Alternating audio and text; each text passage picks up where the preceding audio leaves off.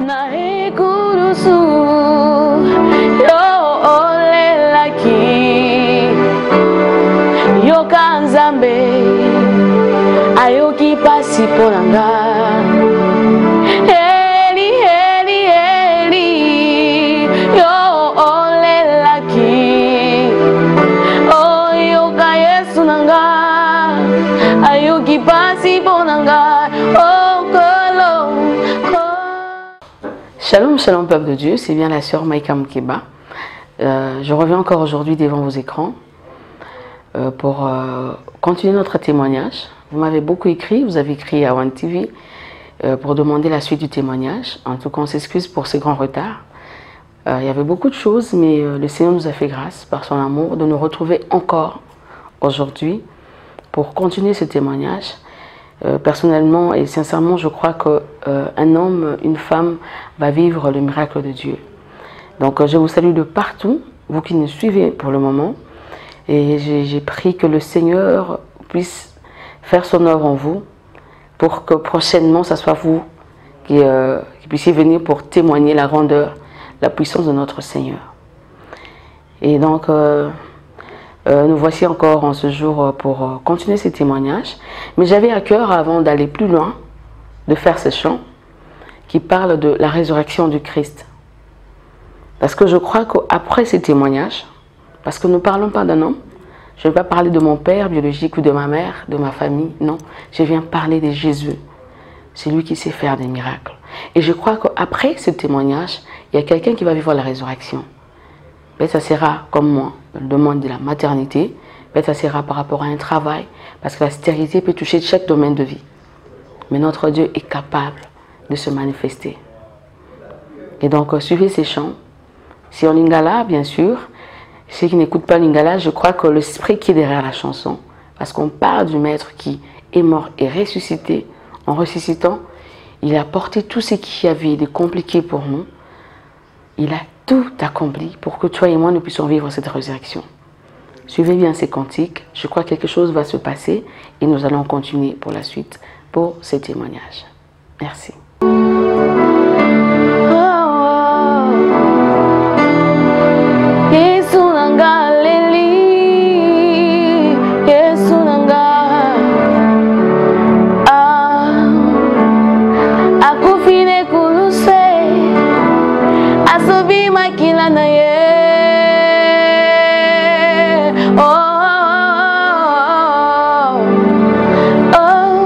Natali likolo, ga Natali nase, na yemba nani, soki yo masiete, na ekulusu, yo okufaki,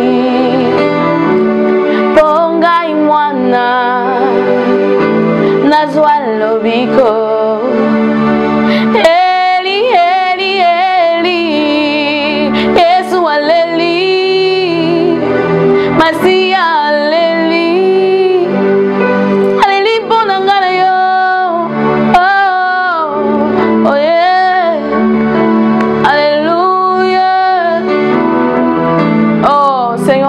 Pour ce que tu as fait à la croix. Là, je ne parle pas de mon père qui a pleuré sur la croix. Ce n'était pas mon père biologique, c'était mon Dieu qui a pleuré sur la croix. Il a pleuré, il a versé de larmes pour toi et moi. Et je crois que quelque chose va se passer dans ta vie. Alléluia. Naekurusu yo olelaki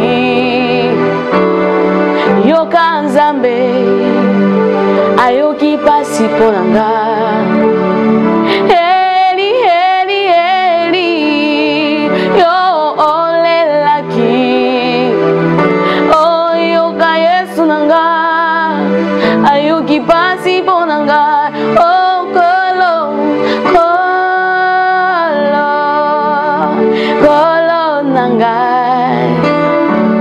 kolo nanga yo lise kwa nanga oh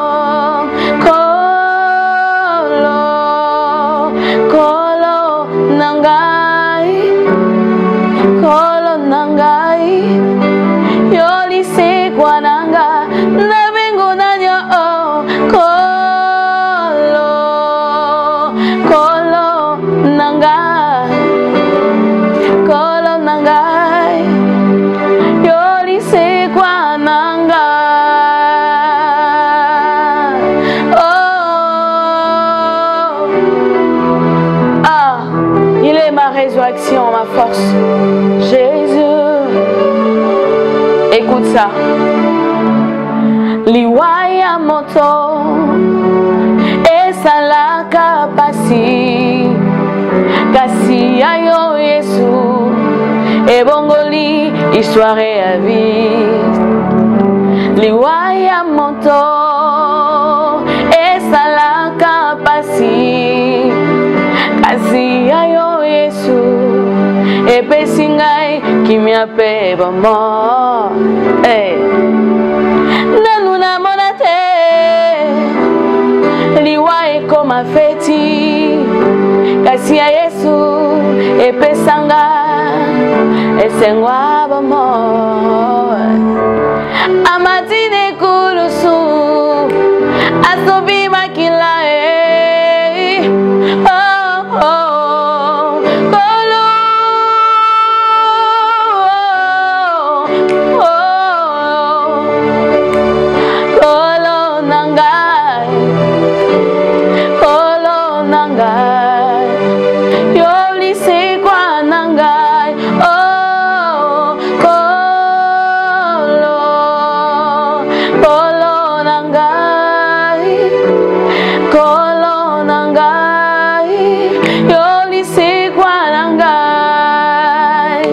Nabenga kayo, papa nangai, oh mama nangai, okoma nyonso yangai. Nabenga kayo, assurance nangai, consolation nangai, okoma nyonso yangai. Nabenga kayo, appui nangai, secours nangai, yokoma nyonso yangai, utabo mwana nangai, oyo asimbanga, tala okoli singayo, maika babengi nga moto.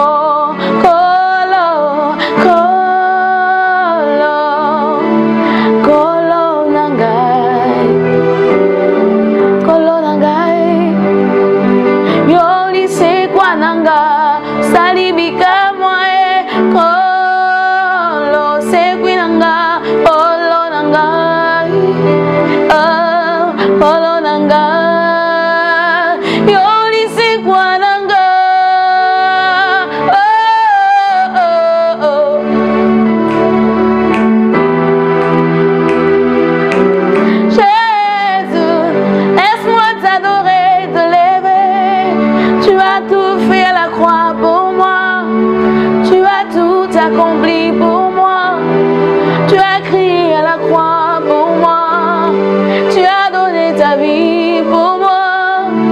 Laisse-moi te chanter, laisse-moi te louer, laisse-moi t'élever, Seigneur, t'adorer, te célébrer, tu es Dieu. Est-ce que tu peux dire juste 2 fois avec moi?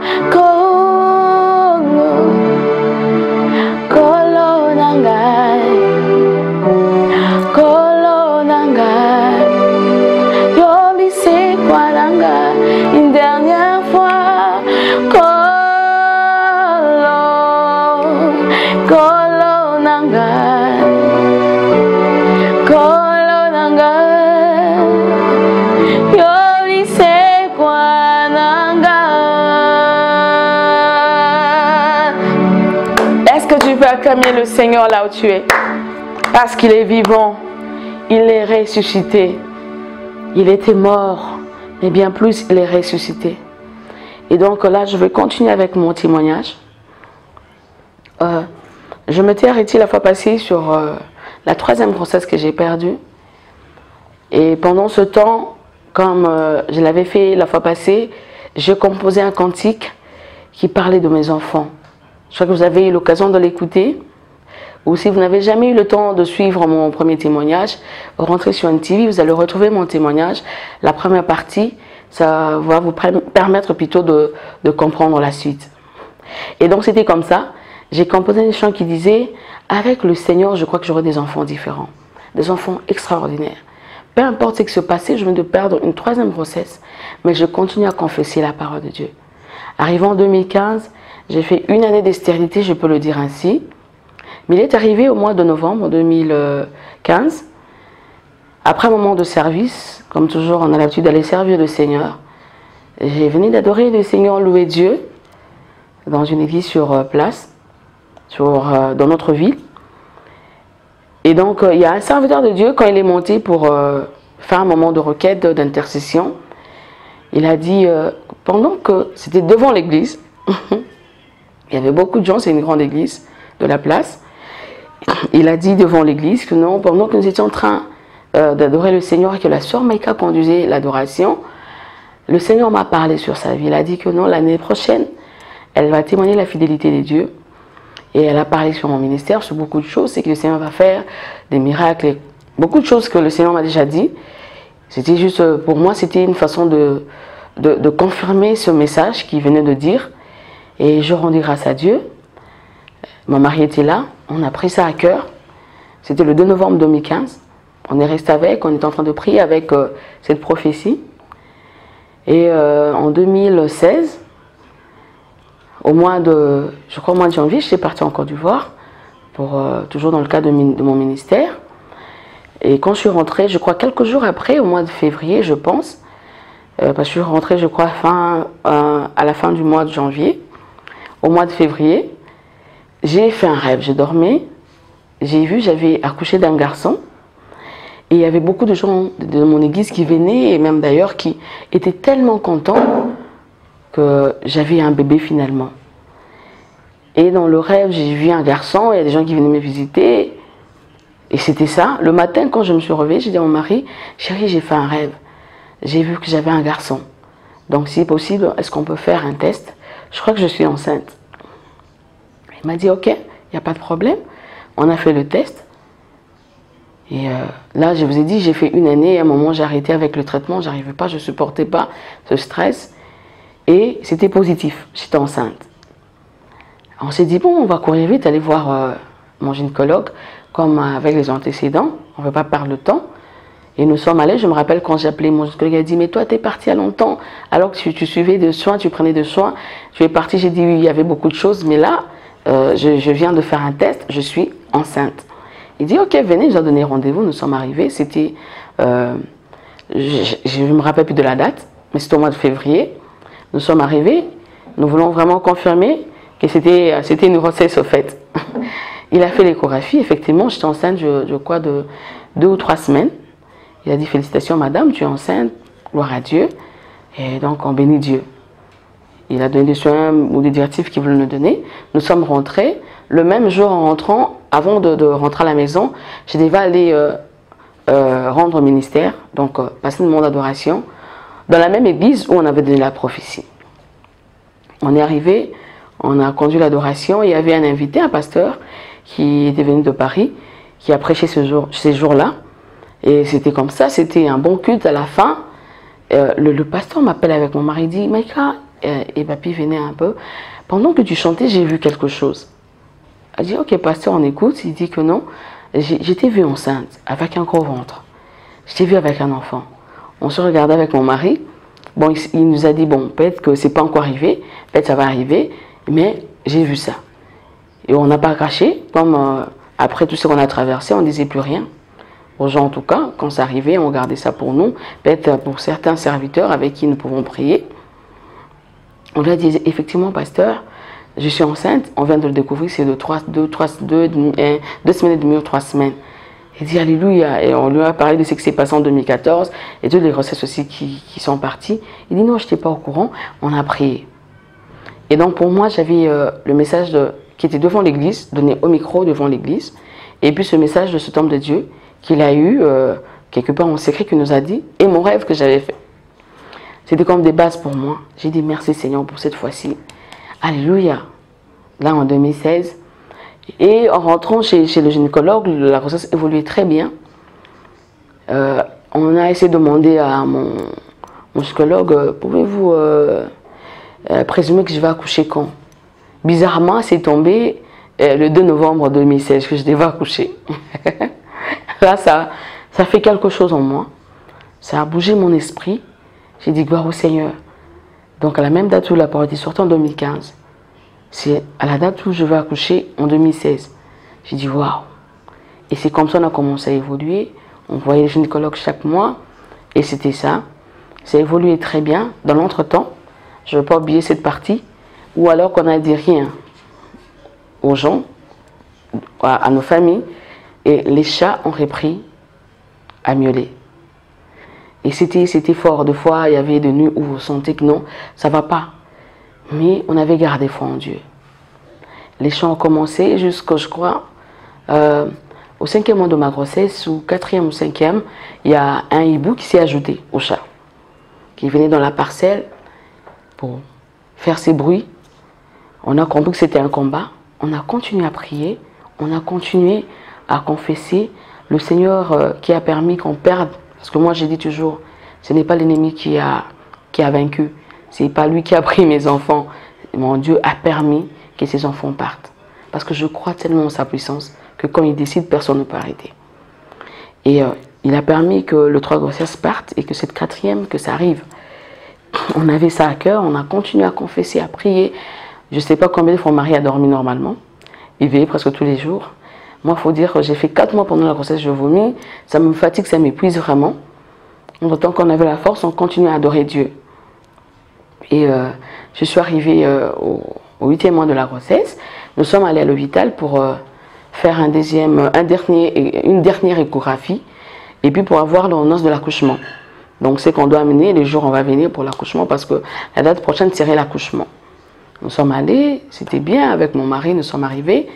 Et je me rappelle, j'avais même mon clavier avec moi dans mon véhicule. Parce qu'après là, je devais aller conduire l'adoration quelque part. On est arrivé et puis je suis montée sur le lit d'échographie. Je vois mon gynécologue faire passer, je ne sais pas comment on l'appelle, le truc qu'on fait passer sur le ventre pour voir l'évolution et tout de l'échographie de l'enfant. Et là, il dit, ah, c'est pas une bonne nouvelle. Bon, on s'est dit, parce qu'il craignait que je puisse accoucher par césarienne, on s'est dit donc, c'est évident qu'il y aura une césarienne, donc il faut se préparer. Et mon mari demande qu'est-ce qui se passe. Et il dit à mon mari, le cœur de l'enfant ne bat plus. C'était au 8e mois de ma grossesse. Je ne sais pas quoi vous dire, en tout cas, c'est que j'ai ressenti en ce moment. Je ne sais pas, j'ai vu comme si tout le ciel tombait sur moi. Parce que là, j'étais vraiment perdue, un peu. Je me rappelle, j'ai demandé au gynécologue, attendez, qu'est-ce qui se passe? Qu'est-ce que vous me dites? Il dit, non, non, madame, calmez-vous, mais le cœur de l'enfant ne bat plus. Vous dites que l'enfant était mort. Ça, c'est ma 4e grossesse. Je me suis agenouillée quand il a fini, je lui ai demandé d'arrêter. Je suis tombée par terre, je me suis agenouillée, j'ai dit, Seigneur, qu'est-ce qui se passe? Qu'est-ce qui se passe? Dis-moi, qu'est-ce que je fais? En tout cas, sincèrement, c'était arrivé comme ça. Je dis, Seigneur, dis-moi, quelque chose qui ne va pas, je dois confesser, je dois demander pardon. Tu vois, quand il y a des choses comme ça qui se passent, tu te poses beaucoup de questions. Il y a tout ce qui vient dans la tête. Et moi, je crois que Dieu, c'est mon Père, je peux lui dire. Je lui ai dit, Seigneur, qu'est-ce qui se passe? Mais j'étais à genoux. J'avais de larmes aux yeux. Je lui ai dit, Seigneur, qu'est-ce qui se passe?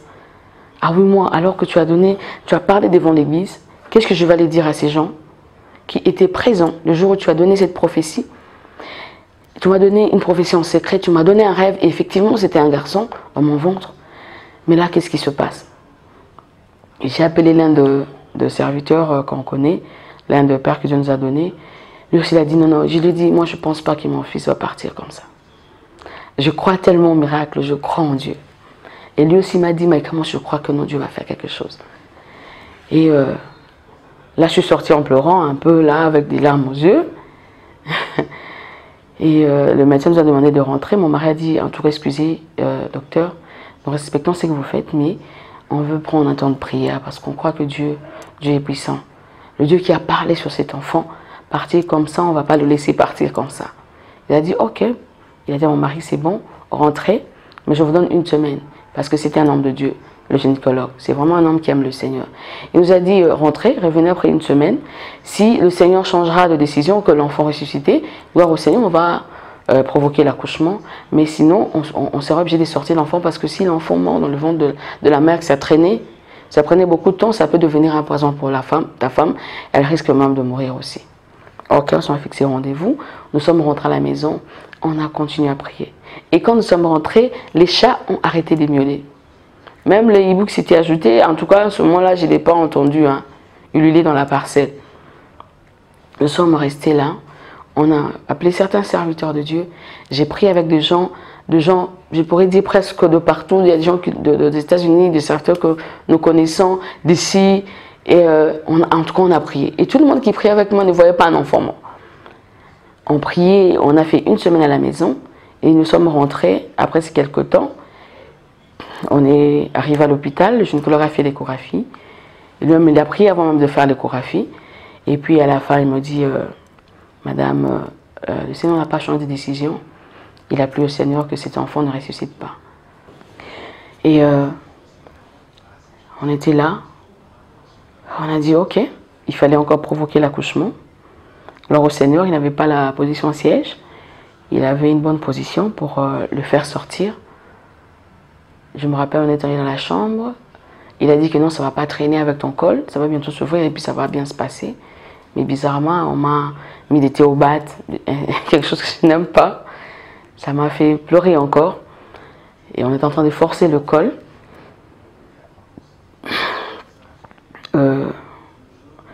Jusqu'à 21 h. Je me rappelle, malgré tout ça, on continue à prier, mon mari et moi. On croyait que le Seigneur pouvait ressusciter cet enfant. Sincèrement, je vous l'ai dit. On continue à croire que le Seigneur est capable de le faire. On a prié, on priait. Je me rappelle un moment, c'est comme si moi-même je perdais connaissance, comme si j'étais en train de partir.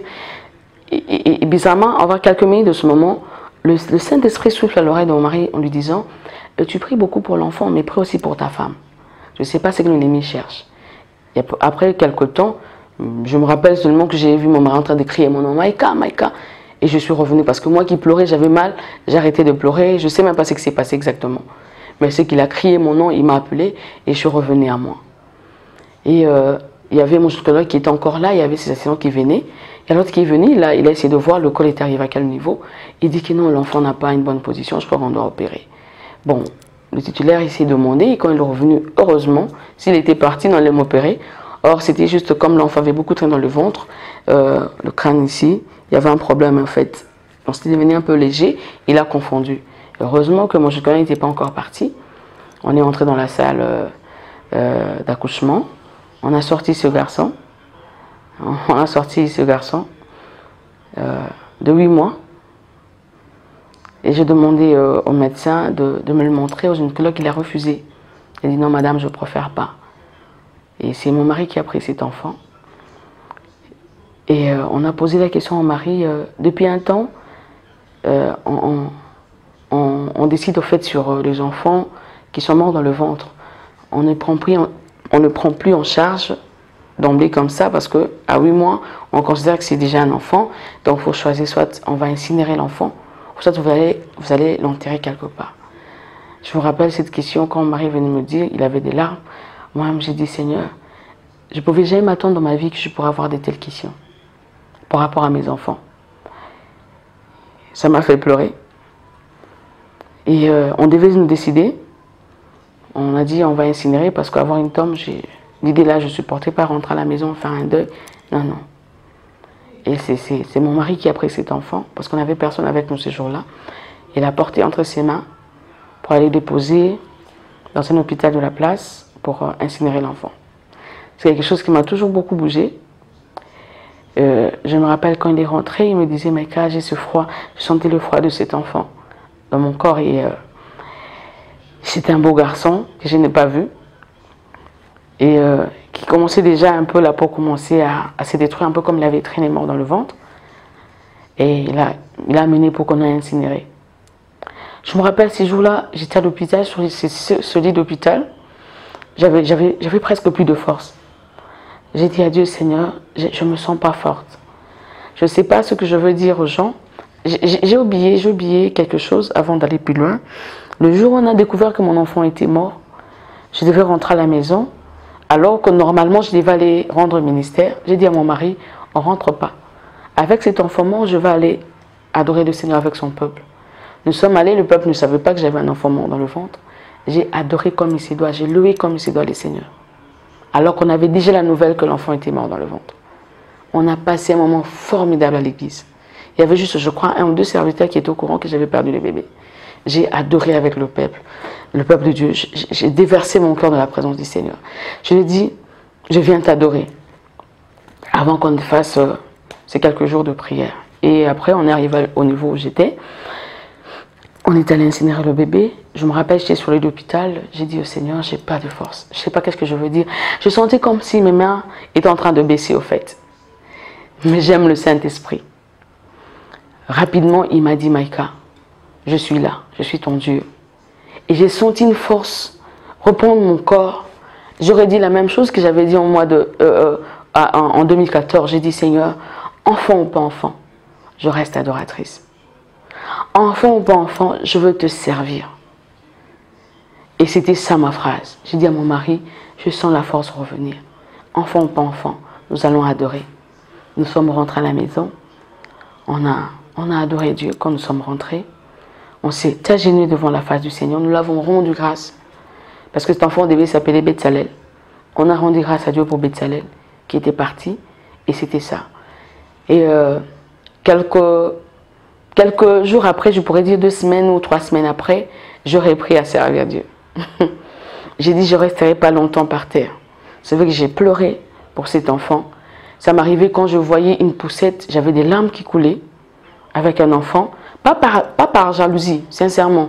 Mais c'est que je voyais, si j'avais ce garçon, il pouvait aussi être dans une poussette. Vous voyez tout ça. Ça m'arrivait de sentir ça.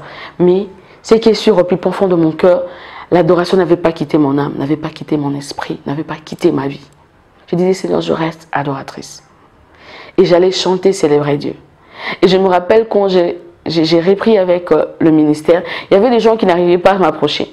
Quand j'ai perdu cette 4e grossesse, à 8 mois, il y a des gens qui ne sont même pas passés me voir parce qu'ils ne savaient pas quoi me dire. Ils disaient, Maïka, on ne sait pas quoi te dire. Et donc c'était un peu comme ça, je comprenais en fait. Et moi j'ai repris, il y a des gens qui se tournaient, comment elle a repris d'adorer. Et quand j'adorais, il y avait une telle présence de Dieu, par sa grâce. Car c'est ni par la force, ni par la puissance, mais c'est par son esprit. Et c'était ça. J'ai continué à servir. J'ai adoré Dieu. J'ai refait la chanson que j'ai fait dans la première partie. Avec ces dieux, j'aurai des enfants extraordinaires et différents. Je l'ai chanté encore. Malgré cette perte, à 8 mois. Parce que moi, je ne dis pas fausse couche, sincèrement, excusez-moi, mais je parle d'un enfant qui est parti. Parce qu'elle faisait déjà partie de ma vie. Quand on priait, il bougeait. Quand on l'appelait, il bougeait. C'était un enfant pour moi. Et donc, c'était un peu ça. Et puis, on est resté comme ça. On a continué à servir le Seigneur, mon mari et moi, on se relevait. On a continué à adorer Dieu. Et qu'est-ce qui se passe après? Je me rappelle, j'ai fait une allergie. Donc, j'avais des boutons. J'ai appliqué quelque chose qui n'était pas bien sur mon front là. Et j'ai appliqué une plante qui m'a dérangée. J'ai commencé à gonfler au visage.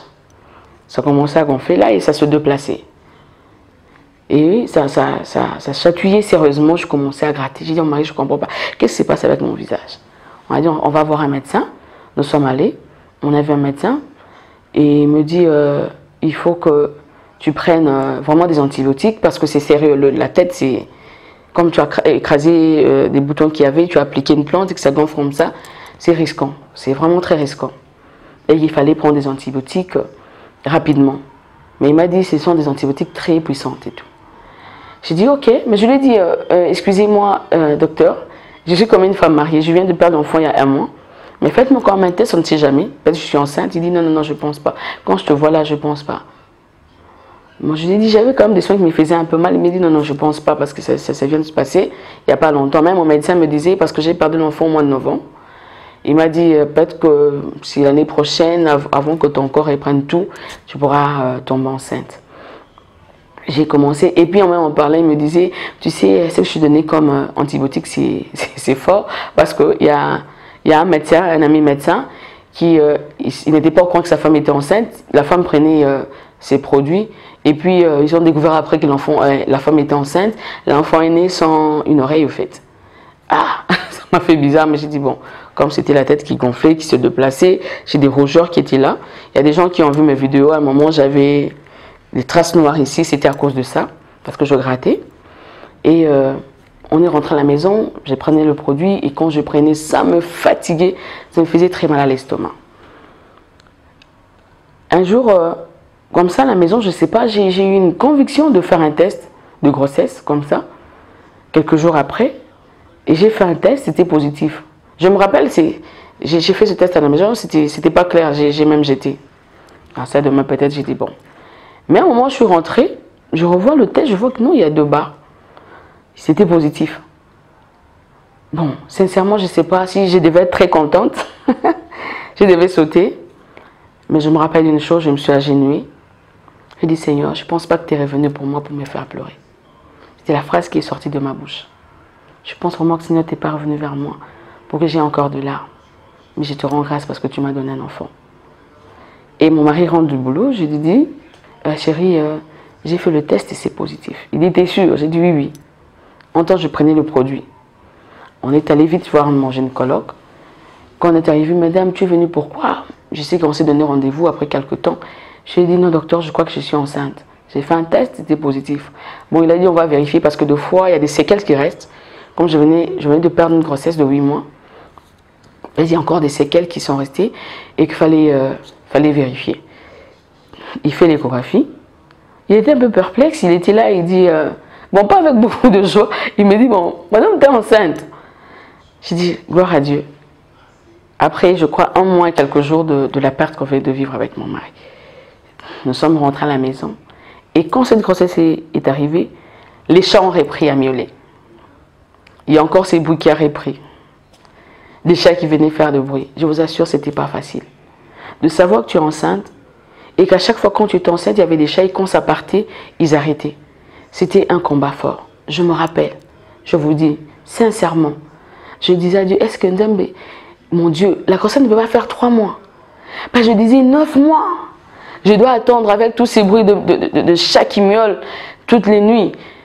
Et aussi, déjà, au début de la grossesse, il y a le hibou qui est revenu dans la parcelle, qui venait faire ces bruits encore. C'était pas facile, je vous assure, mais on se disait avec mon mari, il fallait choisir sur quoi mettre notre foi.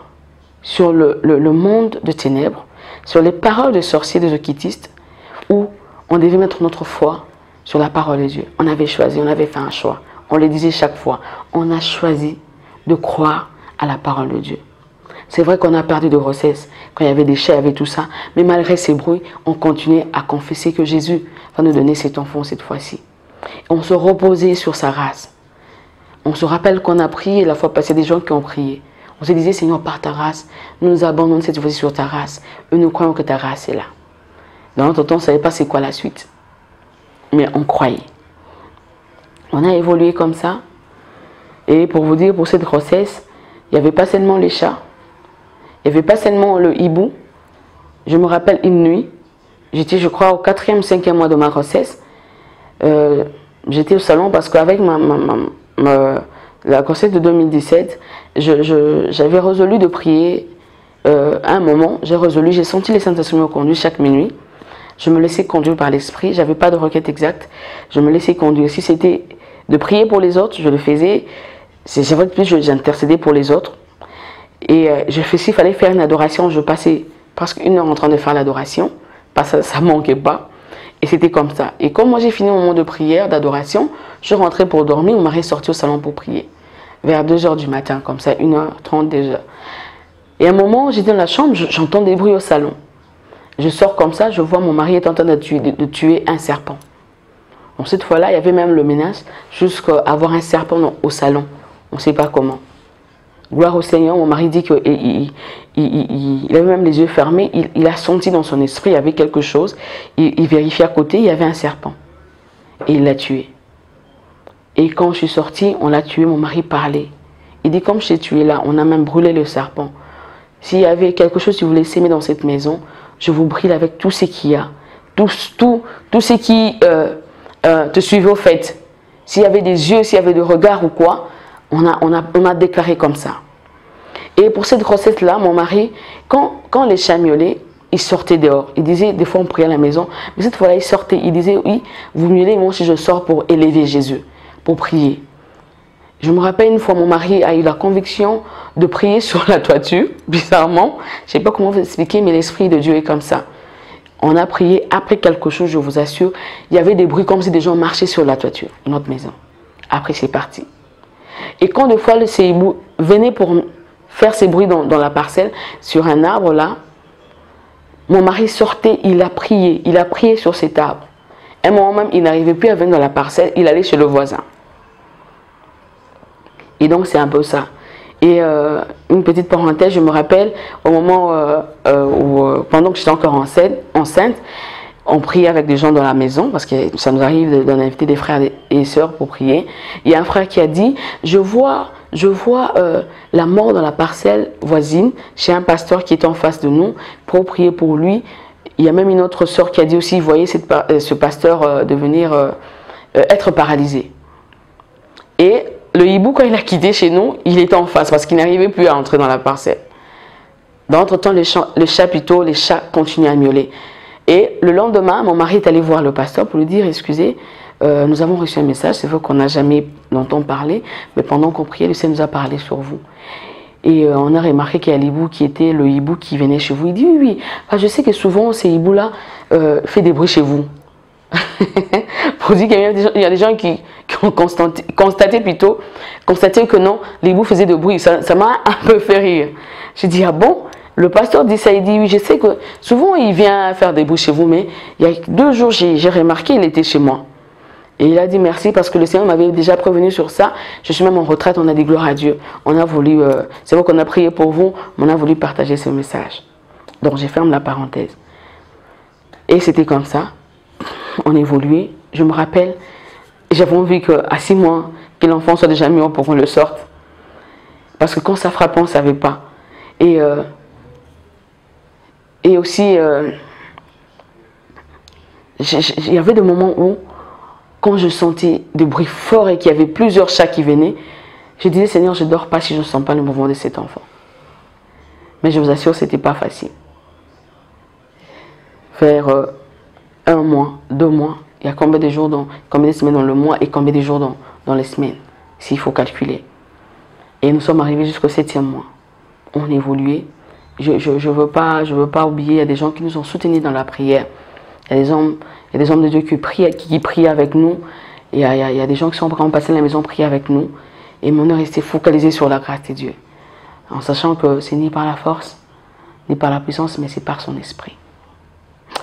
Avant d'aller plus loin, je voulais faire un chant. Une adoration avec vous.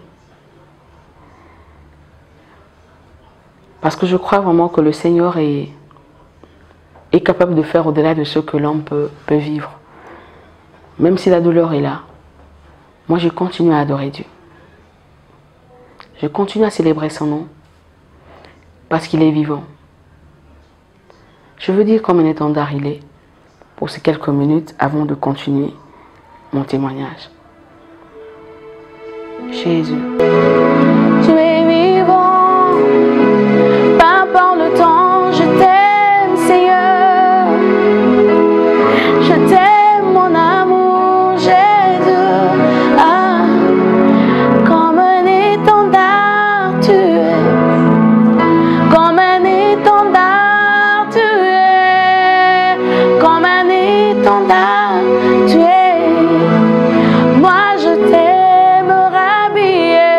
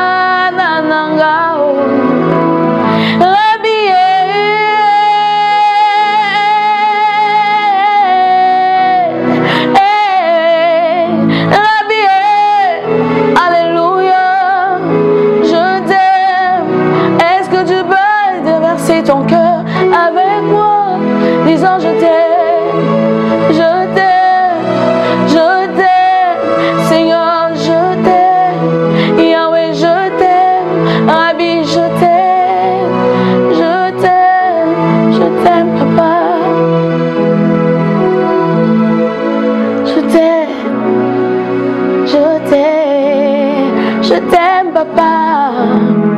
Et je t'aime, ça vient de mon cœur. Et ma chérie, je t'aime. C'est bon de vrai que je te le dis. Je t'aime, Seigneur. Je leur dirai devant les hommes et des femmes, Seigneur, que je t'aime.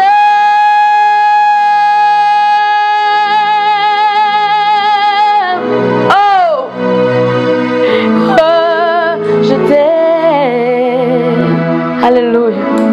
J'aime adorer Dieu. J'aime célébrer sa grandeur. J'aime de fois rester dans sa présence, entendre lui dire combien je l'aime. Combien c'est un Père fidèle, un Père grand. Et donc, comme je disais, on a évolué avec cette grossesse. On a évolué. Les chats continuaient. Les hiboux au loin continuaient à faire ces bruits. Et nous, on a continué de confesser la parole de Dieu. Jusqu'au 8e mois révolu, où mon gynécologue a décidé de sortir cet enfant. Et j'ai accouché le 10 juillet 2017. J'ai accouché d'un garçon, finalement. Un beau bébé que j'aime beaucoup. Peut-être qu'on aura l'occasion d'avoir ses photos, si son père permet. Mais ce sera bon pour encourager une femme. Ce que nous sommes en train de dire, ce n'est pas de la blague. Nous avons un Dieu vivant. Et aujourd'hui, où je vous parle, j'ai un garçon qui a 1 année et demie et qui a des grâces. Je me rappelle quand on a fait l'échographie à 5e mois, il a fait ça. Et c'est le gynécologue qui dit, venez voir ce que ce garçon fait. Il bougeait beaucoup. Hein. Lui, il ne voulait pas rester calme, il disait, maman, je suis là. Il a fait ça.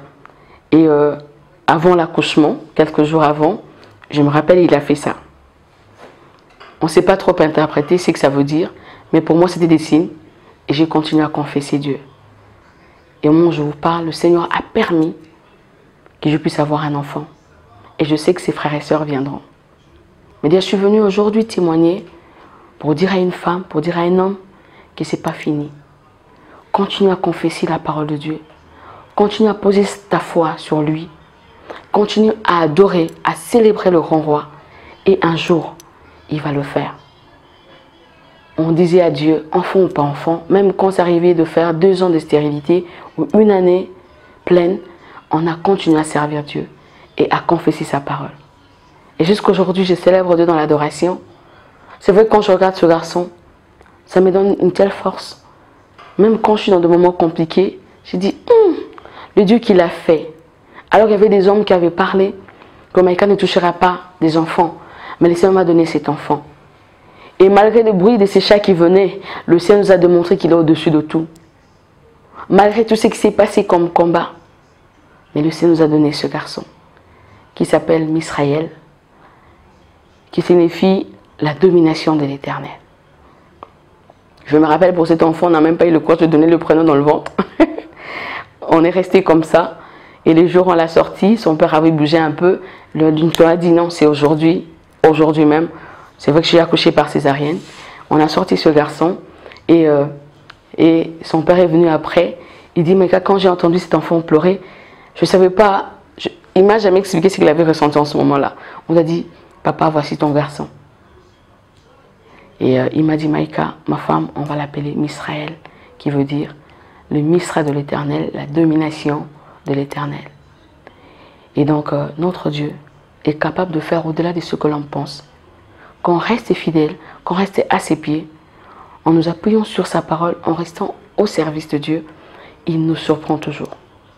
De fois, on ne sait pas bien calculer les choses. Même si en 2016, Dieu avait parlé par de prophéties en 2015 et qu'en 2016, j'ai perdu un enfant. Mais nous sommes restés là. Et le Seigneur l'a fait. Donc, tu peux acclamer, tu peux t'agenouiller, tu peux sauter. Parce que moi, j'ai eu le temps de le faire, je continue à le faire. Et donc, tu peux, encore plus que tout, croire en Dieu. Le Dieu que je sers, je crois que toi qui me suis en ce moment, ta situation ne restera pas comme ça. Je vous assure, on a un Dieu vivant et puissant. J'ai des témoignages par rapport à l'adoration, par rapport à la louange. Les endroits où nous sommes partis, on a adoré Dieu, il y a des cancers qui ont quitté le corps. Et aujourd'hui, j'ai des femmes avec qui j'ai prié, ils ont reçu des enfants. Pour moi, ça me pousse à craindre à Dieu, à m'agenouiller encore, à l'adorer. Et donc, c'était pour moi une très grande joie de ne pas garder ce que le Seigneur a fait. Le but, c'est de vous présenter Jésus et de vous dire que Jésus est vivant. Il n'est pas resté dans la tombe. C'est comme ça qu'au début, je commençais par vous chanter à la résurrection. Christ est vivant. Et il est toujours à nos côtés. Même quand on pleure, pleure. Comme je dis souvent aux gens, si tu as envie de pleurer, pleure. Mais après, essuie tes larmes. Dis-toi que Christ est sur son trône. Et qu'il n'a pas fini d'agir. C'était ça le but, de vous présenter Jésus et de vous dire que ce n'est pas encore fini. Le Seigneur est capable de vous étonner. Le Seigneur est capable de toucher là où ça ne va pas. Dans des profondeurs. Donne-lui seulement la place. Il n'y a rien pour ma vie, je dis Seigneur, non, là, c'est pas toi, non. Parce qu'on m'a dit, le Saint-Esprit vous enseignera sur toutes choses. Donc dans chaque domaine de ma vie, je laisse toujours les témoignages, je laisse toujours l'endroit, je laisse de l'espace total à mon Dieu. Et je crois qu'il va le faire dans ta vie. Parce qu'il est vivant. Je prie que ce témoignage apporte la vie de Dieu dans vos maisons. Je prie que ce témoignage amène un enfant dans les entrailles qui attend à pleurer. Je prie que ce témoignage amène des enfants dans des vies des hommes et des femmes. Qu'un jour puisse nous appeler et dire, ma soeur, parce qu'on a entendu, non parce que vous avez entendu ma voix, vous avez vu mon visage, mais parce qu'on a parlé de Jésus. Bien-aimé, je lève le Seigneur avec une telle assurance encore, parce qu'il m'a montré qu'il est tout puissant. Je le sers avec un tel zèle encore, parce qu'il est vivant. Alors si tu le crois, tu vas le vivre. Il te demande juste ta foi. Si tu as conviction de faire autre chose, ce n'est pas offrande ou quoi, le Saint-Esprit te dirigera. Mais plus que tout, il demande que ta foi, que ton corps croie. Je veux dire à une femme qui a fait 20 ans sans enfant, c'est possible d'avoir un enfant après 20 ans de mariage. Même si tu as 55 ans, c'est possible. C'est possible. J'ai un long témoignage. Par rapport à ma vie, j'ai un long témoignage. Je me rappelle, mes parents sont morts, j'avais encore, je ne sais pas quel âge. Ma mère est morte, j'avais 10 ans, je pense. Mon père, j'avais 13 ans et demi. J'ai connu le Seigneur vers 16 ans, 15 ans et demi, 16 ans. Et on m'a chassé de la famille de mon père. J'avais tout pour ne pas réussir dans la vie. Je me rappelle, j'ai traversé 35 familles comme ça. On te chasse ici, on te chasse là-bas. J'ai toujours dit, tout ce n'était pas mauvais, peut-être qu'ils ne me supportaient pas. Mais il y avait quelque chose, j'ai manqué un appui véritable. Heureusement que j'avais croisé Jésus. Et aujourd'hui, je peux entrer dans vos maisons à cause de ce que Dieu a fait dans ma vie. À cause de garde mes yeux dans mon aïeau, les gens sont bénis de partout. On m'appelle. Dieu est capable de faire. Qu'est-ce qu'on veut faire? Dieu est capable de faire tout ce qu'il dit, il fera. Et il accomplira toutes ses promesses envers toi. Garde ta foi en Dieu, il ne t'abandonnera pas. Il fera. Je vais activer ta foi. Si tu as perdu foi, Christ est vivant. Je prie que le Dieu qui m'a visité entre dans vos familles et qu'il fasse son travail, parce qu'il y a un Dieu qui sait faire au-delà de la pensée des hommes. Alléluia, le Dieu qui a donné à Anne un enfant après tant de moments de stérilité et elle a été mortifiée. La Bible le dit, elle a souffert dans son cœur, mais j'aime cette femme, elle montait toujours au temple pour servir son Dieu. Ça veut dire elle gardait l'espoir. Elle n'a pas perdu espoir. Elle disait, je connais que tu es vivant, Dieu. Je sais que tu as traversé mon peuple dans la mer sèche et tu l'as fait, tu le feras dans ma vie. Je veux juste te dire, toi qui me suis, commence à confesser. Commence à dire Christ est vivant. Même si ça fait 10 ans, je ne sais pas combien d'années tu as fait. Tu as pleuré combien de fois, tu as perdu combien d'enfants. Mais commence à déclarer, Christ est vivant, Christ est vivant, Christ est vivant. Oh, Dieu est capable de faire tout ce qu'il dit, il fera. Il accomplira toutes ses promesses envers toi. Et garde ta foi en Dieu, il ne t'abandonnera pas. Non, il fera. Aïe, aïe, aïe, aïe, aïe, aïe, aïe, aïe, aïe, aïe, aïe, il fera. Aïe, aïe, aïe, aïe, aïe, aïe, aïe, aïe, aïe, aïe, il fera, il fera, il fera. Tu vas témoigner, il fera, il fera, il fera, oh, il fera, oh, il fera, oui, il fera. Il m'a donné un enfant après 5 ans, il va le faire pour toi, il va toucher ta maison, il va toucher tes problèmes, je le crois. J'ai un Dieu vivant, un Dieu puissant, il va le faire. Oh, tu vas le faire, Seigneur, je crois, je pense ma foi en Dieu.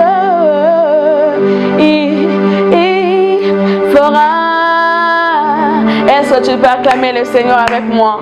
Alors que j'ai fini mon témoignage aujourd'hui, on aura une autre occasion pour de grands témoignages encore. Est-ce que tu veux pousser des cris de joie devant le trône de Dieu?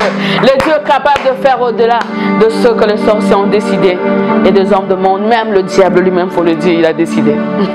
Que Dieu nous bénisse. Je vous aime tellement que mon Dieu vous donne des témoignages afin qu'un jour, qu'on se voie ou que je voie, vous avez témoigné que Dieu l'a fait. Donc je voulais lire ce passage avec vous. C'est un passage qui m'a fait beaucoup de bien pendant cette grossesse. Je l'ai découvert, je crois, à 1 mois avant l'accouchement de ce garçon. C'est vrai qu'on lit toujours la Bible, mais il y a des choses qui nous échappent, qu'on avait lues, on a oublié. Mais un jour, en priant, comme je faisais, je fais des prières de nuit, j'ai eu à cœur de lire le livre de Sophonie, tous les livres. Et je suis tombée là. C'était une révélation pour moi. Quand je l'ai communiqué à mon mari, on a gardé ça jusqu'à l'accouchement. On lisait presque tous les jours. Écoutez ce qu'il est dit. Je prends juste 2 versets. Il dit, pousse des cris de joie, fille des Sion. Pousse des cris d'allégresse, Israël, rejouis-toi et triomphe de tout ton cœur, fille de Jérusalem. L'Éternel a détourné tes châtiments, il a éloigné ton ennemi. Le roi d'Israël, l'Éternel est au milieu de toi, tu n'as plus de malheur à éprouver. Quand je lis ce passage, j'ai commencé à sauter, j'ai dit, je sais. Il y a des femmes, des hommes et des femmes qui témoignent qu'on adore, qu'on loue Dieu, qu'on le sert et que Dieu était présent. Le Seigneur est au milieu de ma maison. Je n'ai plus de malheur à éprouver. Si tu veux, tu peux faire de ces passages ton passage. Parce que ça nous a conduits. C'est la parole de Dieu. C'est quelque chose, nous sommes restés confessés pendant 2 jours. Roi d'Israël, le Seigneur est au milieu de toi. Tu n'as plus de malheur à éprouver. Et je crois que bientôt tu vas le dire avec moi. Tu n'as plus de malheur à éprouver. Que Dieu vous bénisse. Merci.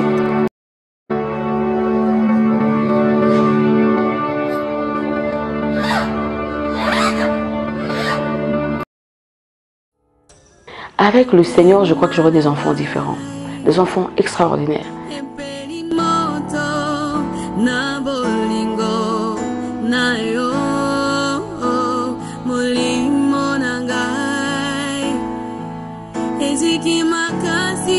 Le but, c'est de vous présenter Jésus et de vous dire que Jésus est vivant. Il n'est pas resté dans la tombe. C'est comme ça qu'au début, je commençais par vous chanter « C'est qu'on a la résurrection ». Christ est vivant.